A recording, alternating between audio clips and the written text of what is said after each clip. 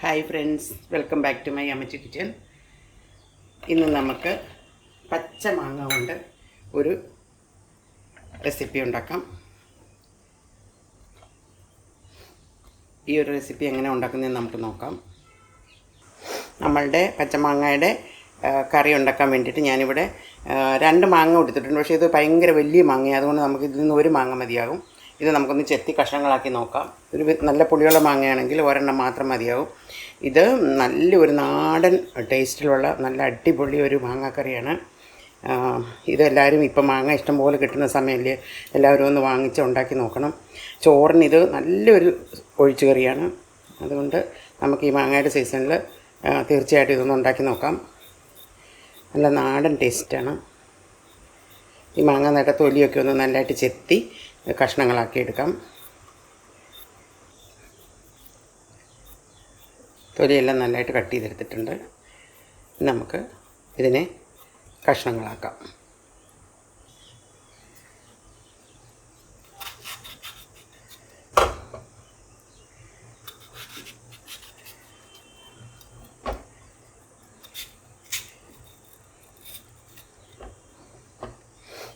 നല്ല മാങ്ങയാണ്. ഇതൊരുവിധം നല്ല മുഴുത്ത കഷ്ണങ്ങളായിട്ട് തന്നെ മുറിച്ചെടുക്കാം നമുക്ക്.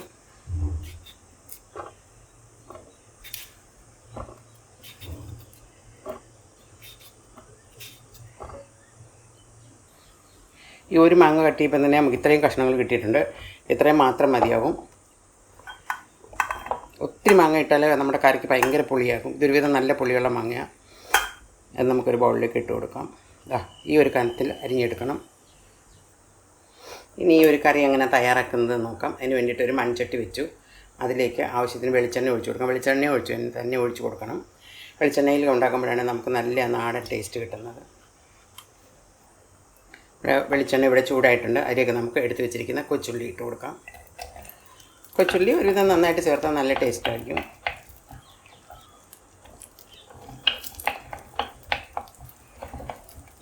ഇത് ജസ്റ്റ് ഒന്ന് വഴന്ന് വന്നാൽ മതി.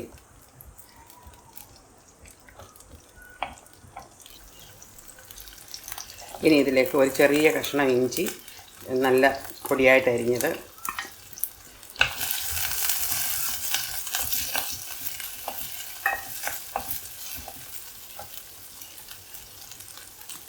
പിന്നെ ഒരു 3 പച്ചമുളക്, നല്ല എരിവുള്ള പച്ചമുളക്, അതുകൊണ്ട് ഒരു 3 പച്ചമുളക് നല്ലതായിട്ട് നടുവേ വിളറുന്നത്, എല്ലാം കൂടിയിട്ട് നന്നായിട്ടൊന്ന് വഴറ്റിയെടുക്കാം. നമ്മുടെ ഇഞ്ചിയും പച്ചമുളകൊക്കെ ഒരു വിധം നന്നായിട്ട് വഴന്ന് വന്നിട്ടുണ്ട്. ഇനി നമുക്ക് ഒരു 2 കറിവേപ്പില ഇട്ട് കൊടുക്കാം.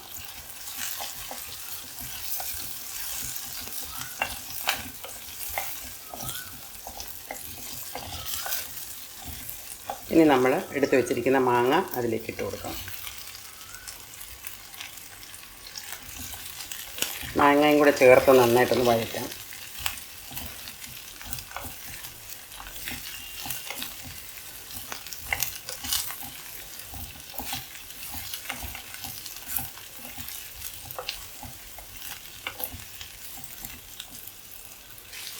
മാങ്ങ ഒന്ന് വഴന്ന് വന്നിട്ടുണ്ട്. ഇനി നമുക്കതിലേക്ക് ഒരു മഞ്ഞൾപ്പൊടി, 1 ടീസ്പൂൺ മുളക് പൊടി, ഇത്രയും കൂടെ ചേർത്ത് നന്നായിട്ട് മിക്സ് ചെയ്യാം. തീ കുറച്ച് വയ്ക്കണം, അല്ലെങ്കിൽ നമ്മുടെ മുളക് പൊടിയൊക്കെ ഈ ചട്ടിയിലായതുകൊണ്ട് അങ്ങ് പിടിക്കും. അതും കൂടിയിട്ട് അതിൻ്റെ പച്ചമണം ഒന്ന് പോകുന്നവരെ ഒന്ന് ഇളക്കി യോജിപ്പിക്കാം. മുളകൊക്കെ നന്നായിട്ട് വഴന്ന് അതിൻ്റെ ഒരു നല്ലൊരു മണം വരുന്നുണ്ട്. മുളകും പോകുന്നു. ഇനി നമുക്കിതിലേക്ക് ഇത് മാങ്ങ വേകാൻ ആവശ്യത്തിനുള്ള വെള്ളം ഒഴിച്ചു കൊടുക്കാം. ഇത് നിരന്ന് കിടക്കാനും പാകത്തിനുള്ള വെള്ളം മതിയാവും. ഒരല്പം കൂടെ വേണം. ആവശ്യത്തിന് ഉപ്പും കൂടി ചേർത്ത് കൊടുക്കാം. ഇനി ഇതൊന്ന് അടച്ച് വെച്ച് ഒരു 5 to 10 മിനിറ്റ്സ് മതി. മാങ്ങ വെന്ത് കിട്ടും. അടച്ചു വയ്ക്കാം. ഇനി നമ്മുടെ കറിയിലേക്ക് നമുക്ക് അരപ്പ് തയ്യാറാക്കാം. അതിന് വേണ്ടിയിട്ട് ഒരു അരമുറി തേങ്ങ ചിരകിയതെടുത്തിട്ടുണ്ട്.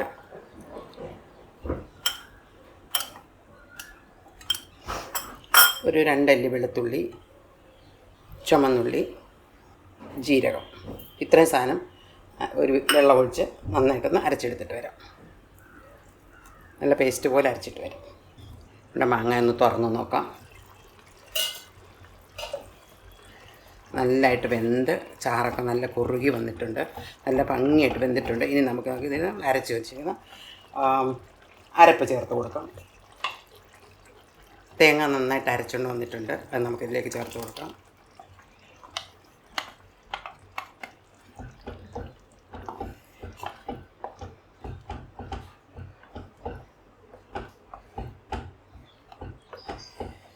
ആവശ്യത്തിന് വെള്ളം ചേർത്ത് കൊടുക്കണം. ഇത് ഒത്തിരി അങ്ങ് കൊഴുത്ത ചാറായിരിക്കില്ല, നമുക്ക് ചോറിൽ ഒഴിച്ചു കൂട്ടാനുള്ളതാണ്. അതുകൊണ്ട് അല്പം വെള്ളം കൂടി ചേർക്കാം.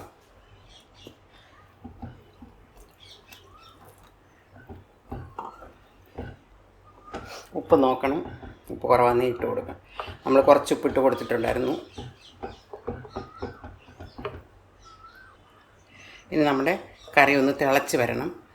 അതിന് വേണ്ടിയിട്ട് ഒരു 5 മിനിറ്റ് ഒന്ന് അടച്ച് വയ്ക്കാം. നമ്മുടെ കറി നന്നായിട്ട് തിളച്ച് വന്നിട്ടുണ്ട്. ഉപ്പ് കുറച്ച് കുറവാണ്, നമുക്ക് ആവശ്യത്തിനുള്ള ഉപ്പ് ചേർത്ത് കൊടുക്കാം. പുളിയൊക്കെ നല്ല പാകത്തിനുണ്ട്. അടിപൊളി കറിയാണ്. ഇനി നമുക്കിതിലേക്ക് അല്പം കടുവൊക്കെ വറുത്ത് പൊട്ടിച്ചിടണം. നന്നായിട്ട് തിളച്ചിട്ടുണ്ട്, ഇത്രയും മതിയാകും. ഇനി നമുക്ക് ഫയർ ഓഫ് ചെയ്യാം. കടുക് വറുക്കാൻ വേണ്ടി ഒരു പാൻ വെച്ചു, അതിലേക്ക് വെളിച്ചെണ്ണ ഒഴിച്ചു കൊടുക്കാം. എണ്ണ ചൂടായി, അതിലേക്ക് കടുക് ഇട്ട് കൊടുക്കാം.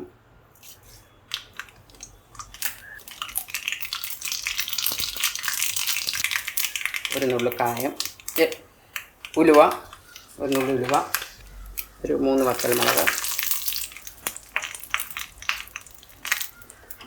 ചെറിയ ഉള്ളി ചെറുതായിട്ട് അരിഞ്ഞത്,